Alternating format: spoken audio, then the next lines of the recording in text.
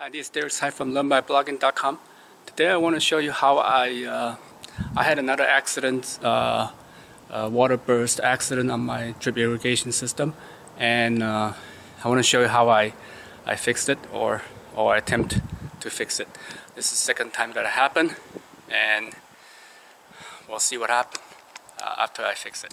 Last week I had another water burst event where this originally I have the hose coming to my through this thing, the lead hose to this sprinkler irrigation system, and I had the anti-siphon and the pressure regulator right next to this irrigation system, and this hose just happened to pop out, probably because the pressure here is, the water pressure is really high, over 100 psi, and so I decided to put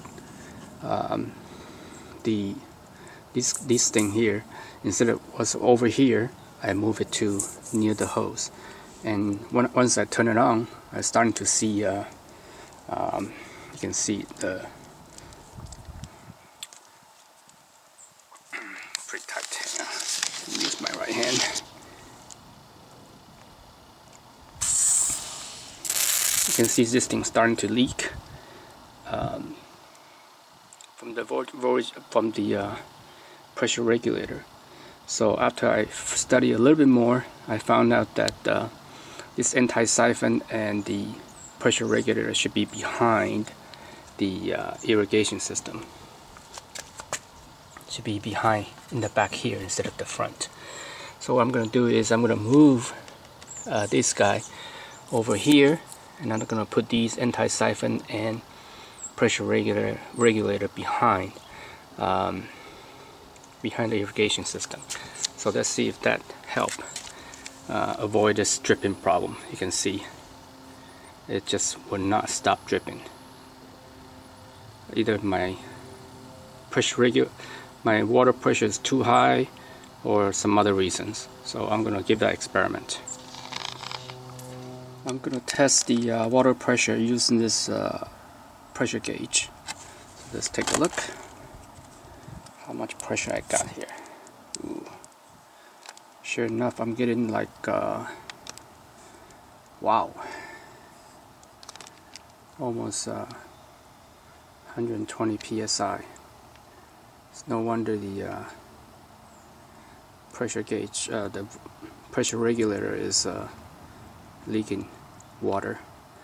But I'm going to try the new arrangement and see if it helps. I hope it doesn't damage the irrigation system. Okay, I'm going to test this new arrangement with the valve, hose, and into the anti-siphon and the pressure regulator. I'm going to put on the manual mode, maybe just a couple minutes, and see how well it works out. Okay, let's take a look. This is the it's going to turn on now, so it seems to be okay. I'm not seeing any leaking. Oop, yes, it's leaking here, right here. I wonder if this valve is pressure valve is not working right. Maybe I should get another one just to be on the safe side.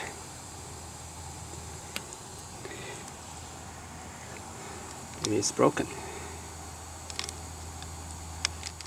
Yep, it seems to be still leaking here. So there's got to be something wrong with the pressure valve. I'm gonna go ahead and replace it. But I'm gonna see when this guy's done. I want to see if when the water is cut off, what happened. So let's just wait another minute.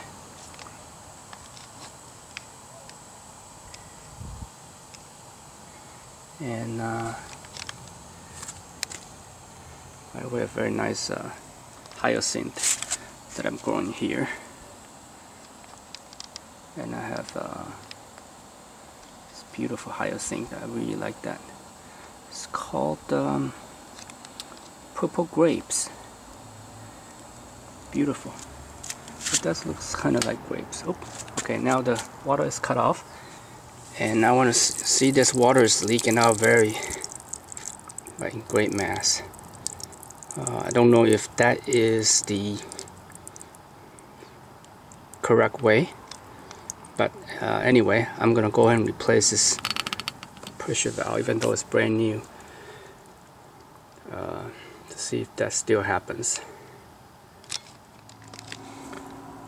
Okay, I put another one of the regulator here, and this is the older one. I want to see if it behaves the same way as the new one. So let me put on manual mode, make it 2 minutes, make it 1 minute. Okay, as you can see, I just tested. Let's see what happens. Wow, I think it's still leaking, even worse than the new one. So this might be the feature of the pressure regulator. Maybe our water pressure is too high and just cannot take the pressure transfer back to 25 psi, down to 25 psi, and the way you relieve the pressure is leaking out of water, I guess. Okay, I'm gonna try to experiment with to measure the psi here with my pressure meter and see if it actually does a job of change over to transfer down to 25 psi. But I'm gonna put my new pressure regulator back. I will just turn off and all the water leaking out. So this is worse, a lot worse than the new one. Maybe this is broken too. We shall see. I put the pressure meter here, following the valve and anti-siphon and the pressure regulator. I want to see if the pressure actually regulates down to 25 psi. Let's take a look. Let me turn the manual mode on.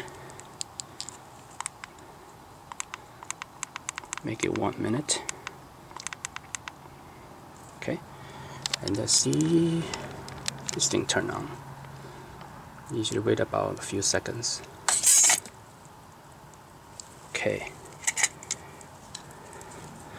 Well, it dropped down to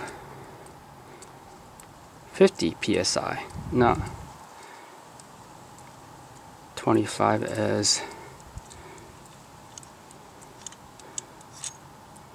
Okay, dropped down to about 50 psi. So it did some pressure regulation.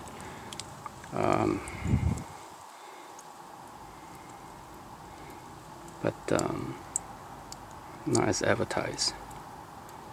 And I don't know why the anti-siphon valve is leaking. So the whole, see now this thing is leaking as well. So I guess what they mean by regulating is just relief from pressure from the source.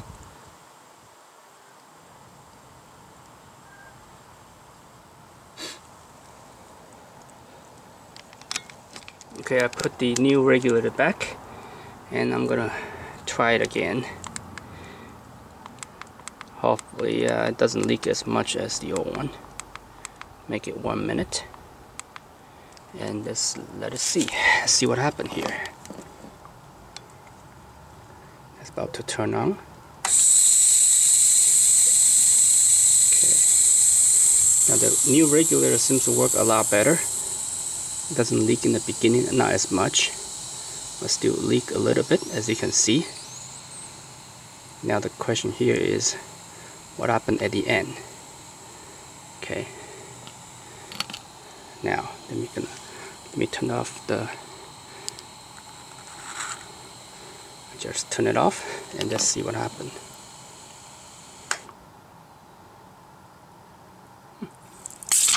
See. I guess that's how they relieve the pressure. Leak a little bit.